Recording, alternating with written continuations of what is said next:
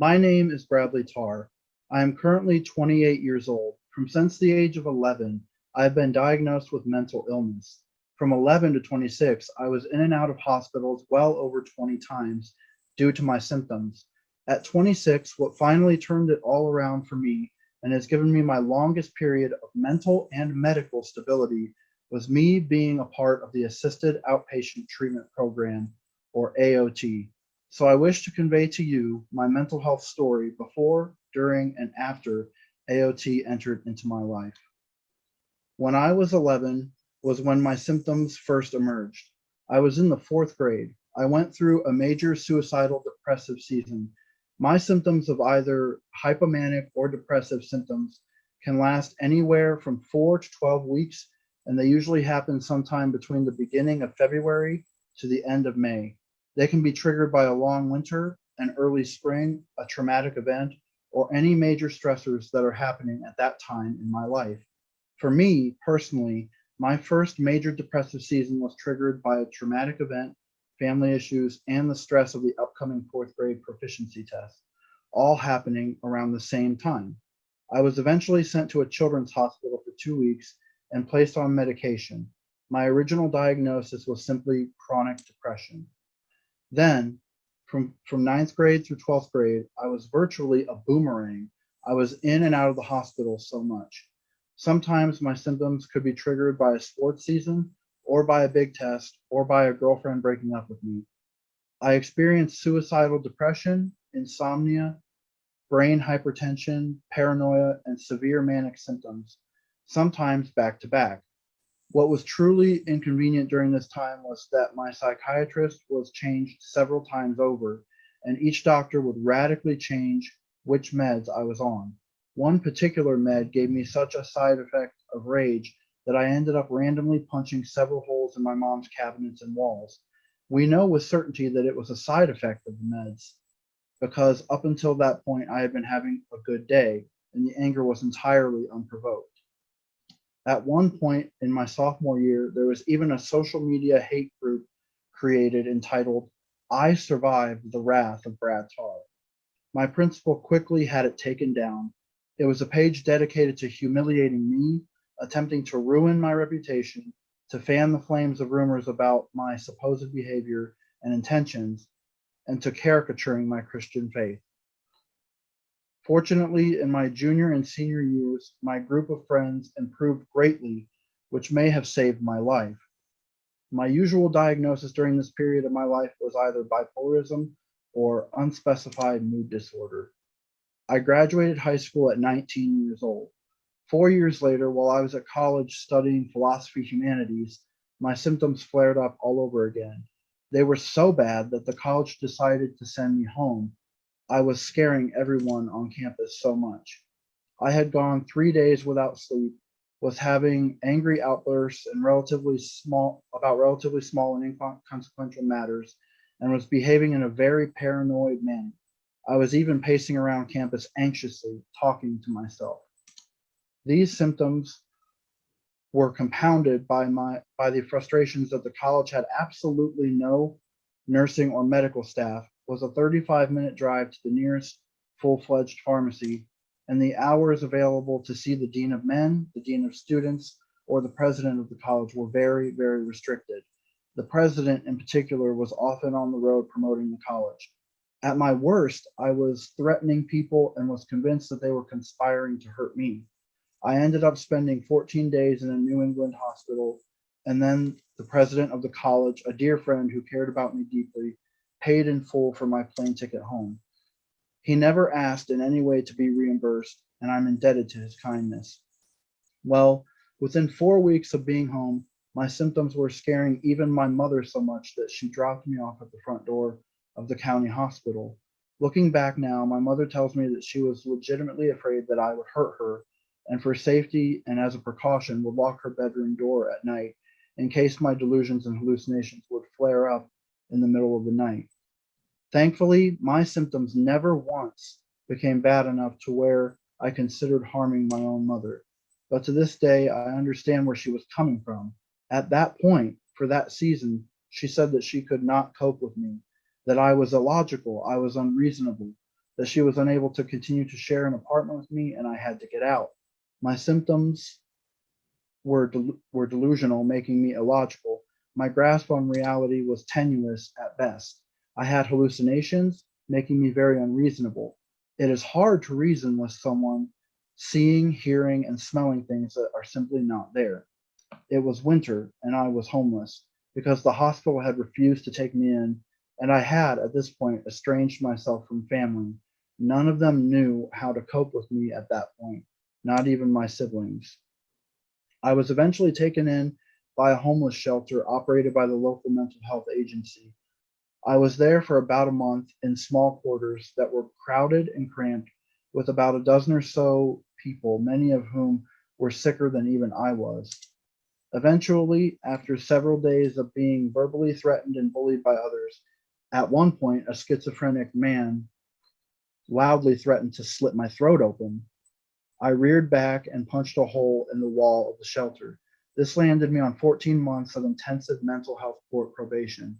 I entered the probation program being extremely mad that no one else was being punished for having threatened my life. The nurse attendants weren't held accountable for having never addressed the bullying issues when I reported them, but I, a severely mentally ill man, was having my clearly provoked actions, while symptomatic, held against me legally. Thankfully, my mom at this point took me back into her household, but that was small solace. While on the probation program, I had to do several things and I had to juggle them all at once, keeping them straight in my head. I had to report to the local municipal court building some 2 or 3 times a week for random drug and alcohol tests. I had no car of my own at this time, but even if I couldn't get a ride to the building, which was around 7 miles away, mostly uphill the entire way, I was forced to have to walk there, regardless of inclement or even severe weather, weather which included if it was thunderstorming, snowing, slushy, icy, etc. Even if the traffic both ways was horrible, and much of the walk had no sidewalks. If I didn't, I'd be thrown in the county jail for 30 days. I had to pay nearly $1,000 in restitution for the hole in the wall. The fact of the matter is, if I had been formed, coached, treated, and cared for in a program such as AOT, I never would have punched a hole in the wall in the first place. I may have never been estranged temporarily from my mom. I may have never even been sent home from the college. If AOT had existed even a single decade, 10 years earlier in my county of Ohio, then the program probably would have been introduced into my life while I was still in high school. And many of these struggles I may never have gone through at all. Or if I did, at least I would have not been going through them alone. I would have had advocates. While in the probation program called mental health court, I also had to go to talk therapy, anger management, schizophrenia classes, psychiatric appointments, court hearings with the judge once a month, all of which happened frequently and all of which were 7 to 11 miles away. If I missed anything, I was threatened with an automatic month in jail. At one point, I remember saying to my probation officer, "I just don't appreciate being treated like a common criminal," to which she responded, "Well, the fact of the matter is, you are a criminal and a violent criminal, and we have well-grounded suspicions that you indeed have a long history with drugs and alcohol. You got yourself into this mess, you can get yourself out." I don't repeat this to decry law enforcement or civil service. I appreciate them, thank goodness for them. But sadly, it is part of my story. I was so happy when I graduated mental health probation court. It was one of the most trying ordeals of my life. 2 years later, I again entered into a symptomatic season, the worst of my entire life, in fact. From February through May of 2019, I was hospitalized 5 times in 3 months. I was what I call super symptomatic. I was depressed, then manic, then depressed again. I had severe bouts of insomnia, paranoia, delusions, and severe headaches. I had visual, auditory, and olfactory hallucinations. I was convinced for about 3 weeks that my mother smelled like an open sewer. I was terrified of her. For a week after that, I kept hallucinating that I was throwing up all over my room. But my mom said I hadn't thrown up. which made me distrust her even more. My delusions would range. At one point, I thought I was the director of the NSA. Another time, that I was the Secretary of Defense. I saw all things around me as a coded message from the government. For 2 weeks, I was a 007 agent. My delusions at that point had swam the pond. I thought that I was encountering MI6 agents almost everywhere I went. They were even dispersed and scattered among the crowd during Mass at church. For a week, I just knew that I was a member of the Roman Curia, an advisor to the Pope. Lastly, and most sadly, for a week, I thought I was married to my high school sweetheart. After these 3 months, I was brought before a local magistrate, and I thought, oh no, not mental health court probation again. But this is where the Assisted Outpatient Treatment Program, or AOT, entered my life, and it turned my whole life around for the better. The magistrate forwarded me to a county judge. The judge then organized a team of well-trained experts around me. I got a new psychiatrist. Again, I appreciate psychiatrists. They're a great profession and a needed one. But for 3 months in 2019, my former psychiatrist had been Skyping me from another state, and after 3 emergency appointments via Skype, had still refused to change my meds or even so much as reconsider their dosage. On the flip side, when AOT was brought into my life, I was gifted with a brand new psychiatrist, one who reviewed my entire medical history, all of the files and paperwork concerning my symptoms and care going all the way back to when I was 11. She even dug into information on me that had long since been gathering dust, behavior reports from my high school, and files from the Children's Hospital. And finally, we nailed down a firm diagnosis for me.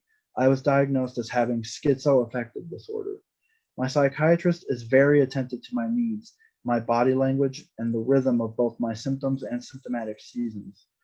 As an integral part of my AOT treatment team, I was given a case manager. He meets with me once every 14 days for me to have someone to hang out with, run errands with, and he counsels me and helps me to establish and ground my goals. He has become a great friend and a trusted confidant. Once every 14 days, he takes me literally anywhere in the county that I need to go. Groceries, he can take me. To renew my driver's license or plates at the DMV, he can take me. To get my lithium level blood work checked, he can take me. To the mall or Walmart or Barnes & Noble to buy Christmas presents or birthday presents for my nieces and nephews or for my siblings' anniversary, he can take me. He not only manages my files and reports to the local mental health agency on my updated improvements and goals, he also is a life coach, an encourager.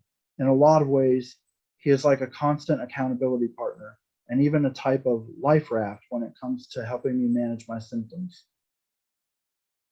especially through my worst time of year, February through May. He is the first person I call if I'm having a bad day, and the first person I inform if I experience that my delusions or hallucinations or insomnia are getting bad and taking hold in my daily life. And he is a phenomenal listener. Sometimes we don't go anywhere in particular that is an errand, but we simply hang out at a park or at my church, and he practices the nearly lost art of listening, hearing me ramble and rant about theology, philosophy, history, science, or any current event that is stressing me. And it is very cathartic for me, adding to my overall health, that someone hears me. For a while, until I no longer needed it, I was given a talk therapy counselor who helped me organize my thought patterns and maintain a healthy mind and a healthy outlook. They also coached me on how to slow down racing thoughts and on how to catch prematurely and root out the beginnings of delusions. For around 16 months, once a month, I reported back to the judge, who was like a general, receiving reports and organizing the entire effort. These people invested in me. They didn't just label or categorize me. They care about my life in its full context and not just if I fill a quota. They see me as a person and not just a case study. The approach of AOT is holistic, the whole person not only recuperating for a time but being formed into a rhythm of continuous healthy living, mind, body, and soul. I was the first person in my county to ever graduate from AOT, but I hope that I won't be the last. My AOT team collaborates with me to help me develop and keep track of my goals, my thoughts, and my health in a systematic method of wellness. By systematic, I mean if I'm having a bad day, I know I can call my case manager. If I am teetering on the edge of being more symptomatic, I know I can reach out to my psychiatrist to explore my options going forward on whether or not I need an emergency appointment or if the situation is severe enough that I require the safe environment of the hospital. My AOT team encourages me to have the bravery to learn new things and dedicate myself to staying stable, all while also helping me find meaning in my life. That each day, week, and month can be dedicated to new purposes, to fresh goals. I am what you might call an enthusiastic alumnus of the Assisted Outpatient Treatment Program. Okay, AOT brought me from hopeless recycling of symptomatic seasons to a place where I can see a season coming, fight it, counteract it, and have an entire team to help me do just that. This program is for anyone who wants to be not only managing symptoms, but beating them. I truly believe that it is put in place to save lives. AOT even gave me the tools to educate my family about my condition, about how to tell if I'm having a bad day, and especially to tell when I'm fully symptomatic. For instance, I always tell my mom, who I live with, if I went the previous night without sleep. And we have a standing protocol, a precaution, that if I go 3 nights in a row with very little or no sleep, we immediately call a squad to come and check me out and notify my psychiatrist for an emergency appointment. Also, my mom can always immediately know if I'm having a bad or off day if she wakes up and sees me in the morning wearing a red shirt. In particular, if I'm feeling very bad and bordering on symptomatic, I wear a red hoodie.